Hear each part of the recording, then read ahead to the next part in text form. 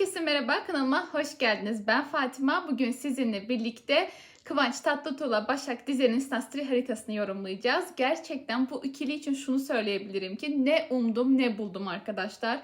Gerçekten yine muhteşem, dışarıdan mükemmel gözüken bir ikili ve yine kendi içinde karmaşalarla dolu bir ikili.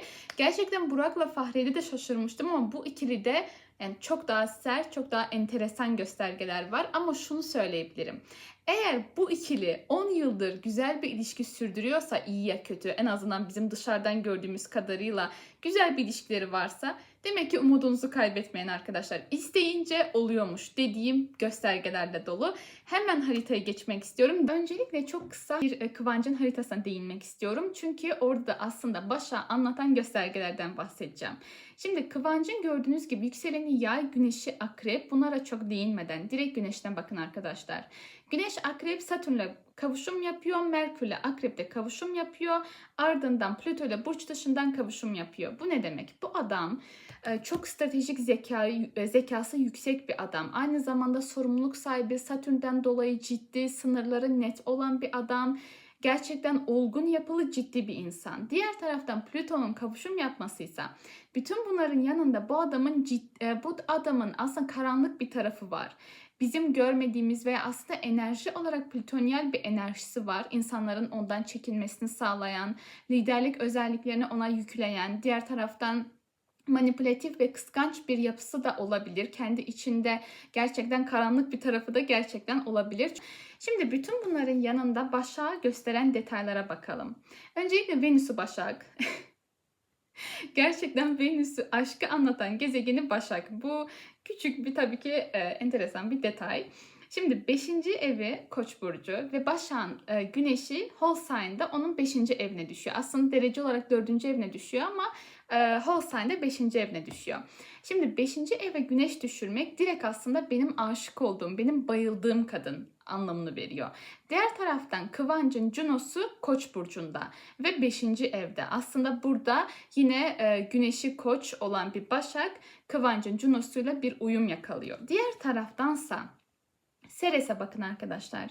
Ceres erkeğin haritasında nasıl bir kadın arıyor, nasıl bir kadını aslında içten içe istiyor, bunu anlatıyor. Ceres Kova ve Başak'ın ayı Kova. Belki de aslında derece olarak Başak'ın yükselen burcunu ve derecesini, saatini bilmediğim için bilemiyorum ama belki de ayı Ceres'le kavuşum yapıyor. Yani Fahriye ve Burak'ta da Ceres detayı çok aktifti.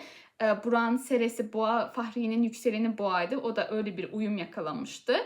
Diğer taraftan neye değinmek istiyorum? 7. ev ikizler, ay yengeç burcunda. Bu arada ayının yengeç olması gerçekten çok iyi bir baba. Gerçekten Kıvanç çok iyi bir baba. Diğer taraftan Venüs'te ayın sekstil bir açısı var. Gerçekten güzel, ilişki içerisinde de uyumlu bir insan. En azından duygularını güzel bir şekilde ifade edebilen bir insan. Şimdi gelelim Başak Dizer'le direkt Snastri haritasına. Snastri'ye direkt baktığımda çok göze çarpan bir detay var. Neptün'ün, yani Başak Dizer'in Neptün'ün Kıvanç'ın ascendantına, Jüpiter'ine, Güney Ay düğümüne kavuşum yapması. Bu gerçekten çok enteresan bir detay. Hani o insanı gördüğünüzde Güney Ay düğümünün etkisiyle o insanı sanki uzun yıllardır tanıyormuşçasına yanında rahat hissederseniz, yanında böyle sanki hani geçmişten beri tanıyorum, sanki bir yanında hani onunla gerçekten ilk andan beri o soğukluk olmaz arada. Enerji akar ve siz ona bayılırsınız. Yani Neptünyel bulanıklaştırma, bayılma, gerçekten öyle detayları vardır. Aynı zamanda büyüleyici aşk etkisi vardır. Bunun yanındaysa çok enteresan bir şey. Kıvanç'ın sert bir karakteri olduğundan bahsettim. Bunun bahsetmemin nedeni aslında buradaki Neptün detayı. Yani Kıvanç'ın Güneş-Satürn kavuşumu, sert bir adam, ciddi bir adam, sınırları olan bir adam. Plüto ile kavuşum yapması, manipülatif, kendi içine herkese açmayan, herkese güvenmeyen, kendinde gizliden farklı bir dünyası olan bir adam. Neptün'ün ascendanta kavuşum yapmasıyla bütün sınırlar yok oluyor. Çünkü ascendant noktası bizim karakterimiz, kişiliğimiz, aslında insanlarla araya koyduğumuz sınırları anlatırken Neptün'ün buraya kavuşum yapması bütün sınırları bulanıklaştırmış, eritmiş resmen. Kıvanç Başak'ı gördüğünde hani savunmasız mı diyeyim, yoksa gerçekten hani hiçbir şekilde o diğer başka özellikleri çalıştıramamış, kendisiyle onun arasında bir sınır koyamamış ve direkt ona kendisini açmış olabilir ve çok farklı hissetmiş olabilir.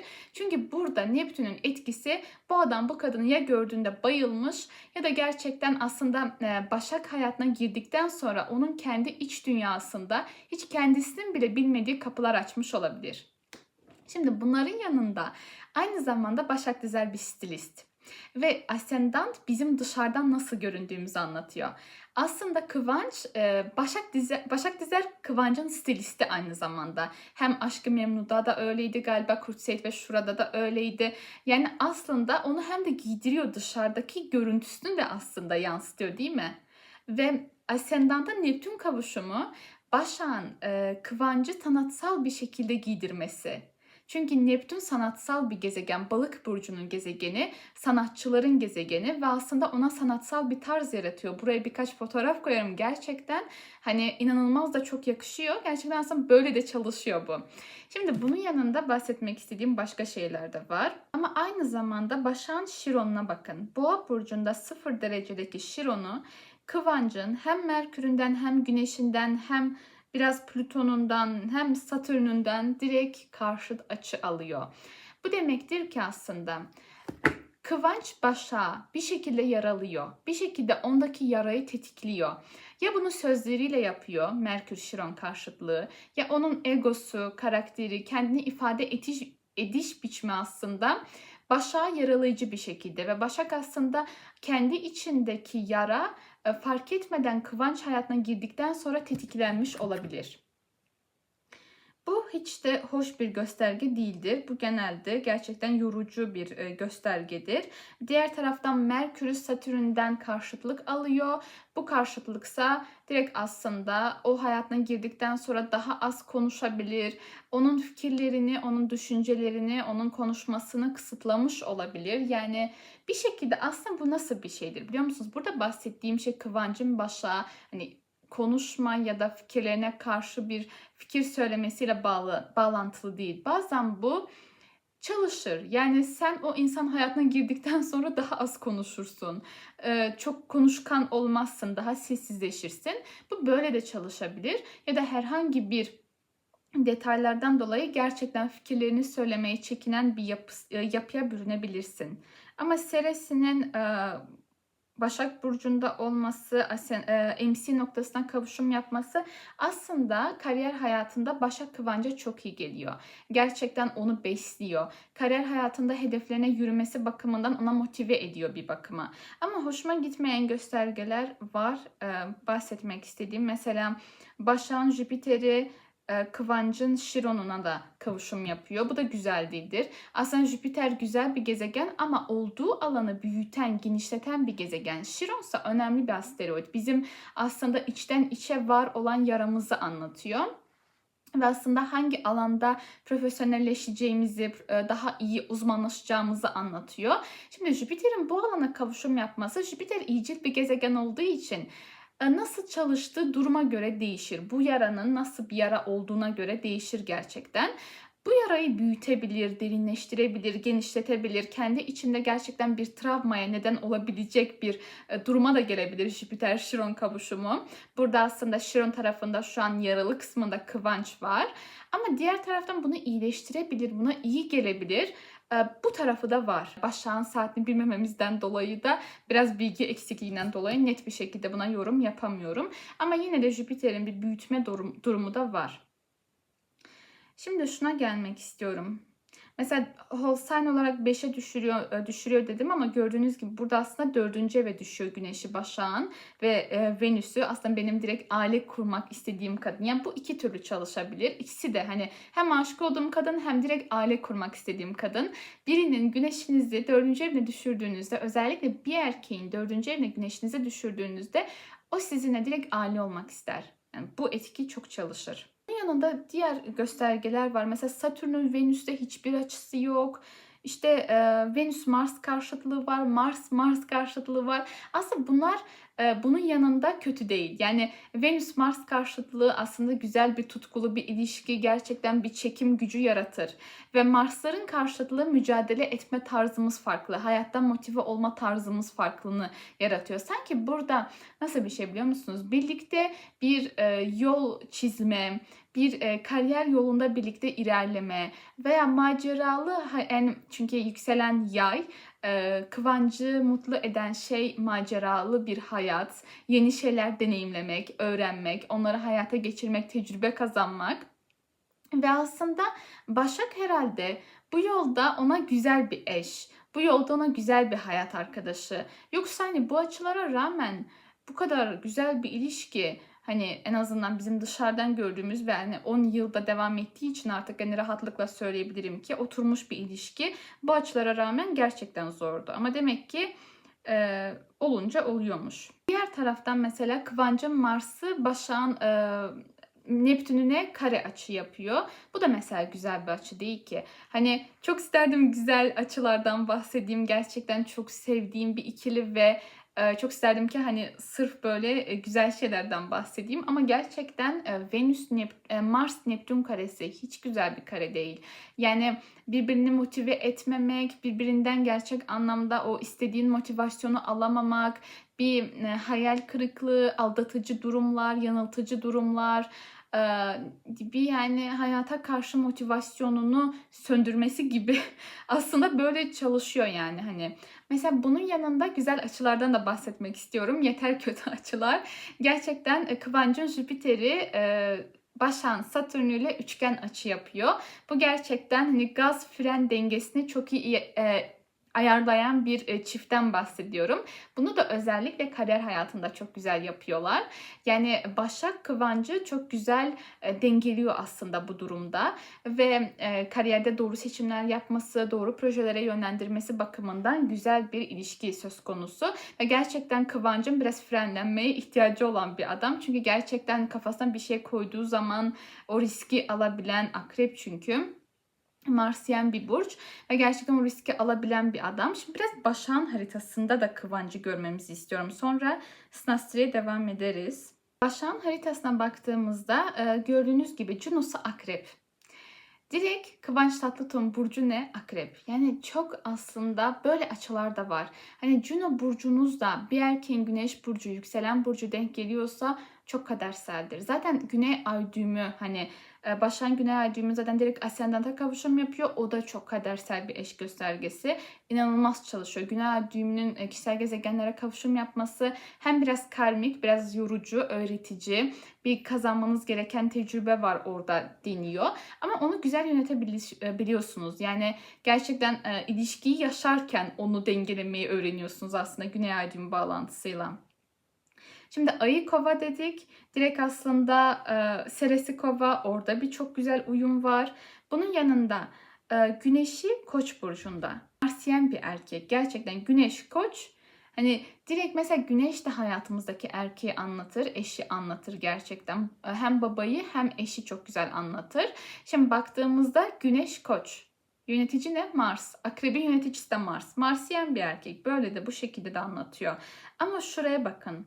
Güney ay düğümü güneşe kavuşum yapıyor. Şiron güneşe yakın. Güneş onu yakıyor. Yani aslında buradan bir yara söz konusu, evet. Burada bir karmik bağlantı var. Ve bunu Başak'ın kendi haritası da gösteriyor aslında. Mesela Juno'nun açıları da evlilik hakkında bilgi veriyor bize. Juno'nun direkt Yiğit'le karşıtlık yaptığını görüyoruz. Bu da aslında ilişki içerisinde canını sıkan durumların olduğunu, gerçekten bir enerjisini bozan, düşüren durumların olduğunu, belki biraz aldatıcı durumların olduğunu gösteriyor. Ama burada bir detay var. Mesela normalde bu kadar hani Mars Neptün karesi, işte Neptün'ün buraya ascendanta gelmesi, ardından Lilith'in Juno ile karşıtlığı falan derken ben direkt aldatma, ihanet vesaire durumlarını anlatırdım. Ama Kıvanç bir akrep stelyumlu bir erkek ve akrepler çok sadıktır. Yani Akrep burcu erkeği, boğa da öyledir. Bu iki yani aks, akrep boğa aksı çok sadık bir akstır. Bence burada bu durumdan çok daha çok canını sıkan durumlar vardır. Onun o Güneş Plüto Kıvancın Güneş Plüto kavuşumu belki hani onu yoruyordur. Hani belki ya kıskançlık ya manipülatif ya biraz daha aslında hani her şey söylenmeyecek bir adam olması onu belki yoruyordur bu bakıma.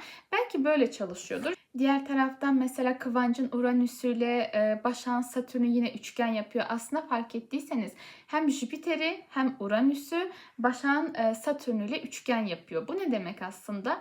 Bir şekilde onun o e, nasıl diyeyim o enerjisini daha böyle girişimci, atılgan, hani daha sonunu düşünmeden belki yapmak istediği şeyleri, kariyerdeki hem de normal hayattaki olayları bir şekilde Başak dengeliyor aslında. Satürn'ün o fren durumuyla beraber gerçekten bir dengeleme durumu söz konusu. Evet, bu ikilinin haritası bu şekildeydi. Gerçekten yorumlarken birçok hissi aynı anda yaşadım ve maksimum derecede pozitif yorumlamaya çalışsam da çok pozitif olmadı, farkındayım. Ama yani şunu söyleyeyim, bence bu ikili bütün bu sorunları belli bir dönemde yaşamış, atlatmış da olabilir. Ve aslında bütün bunların üstesinden gelmeyi başarınca ilişki daha da kuvvetleniyor ve zorluklar varsa o bağ daha da güçleniyor aslında. Aralarında çok enteresan bir bağ var. Gerçekten ruhsal bir bağ var. Neptün'ün etkisiyle aralarında büyüleyici, enteresan bir bağ var ve hani bence o bağ hem onları yorsa da hem de koparmayan aslında etkilerden biri. Yani isteyince oluyor. Gerçekten bunu anladım. Hani ne kadar zorluklar da olsa bir insan ilişkiyi devam ettirmek isteyince devam ettirebiliyor. Çünkü Venüs'ün Satürn'le hiçbir bağlantısı yok. Güneşlerin bir açısı yok. Hani her şey tek tek değinmek istemedim ama gerçekten hani nasıl yani dediğim çok bir gösterge vardı ama çok güzel göstergeler de vardı tabii ki. Umarım da mutlu olurlar. Ben biraz Nastri haritasına ara vereceğim. Doğum haritaları yorumlamaya devam edeceğim. Benden istediğiniz ünlülerin doğum haritaları varsa aşağıda yazmayı unutmayın. Dikkate alacağım. Çünkü Nastriler beni bir tık hayal kırıklığına uğrattı. Benim en sevdiğim çiftler. Biraz açıkçası çok güzel göstergeler beklerken çok da umduğumu bulmadım. O yüzden biraz daha doğum haritalarına yoğunlaşacağım. Dediğim gibi benden istediğiniz isimler varsa aşağıda yazmayı unutmayın. Kendinize iyi bakın. Hoşça kalın.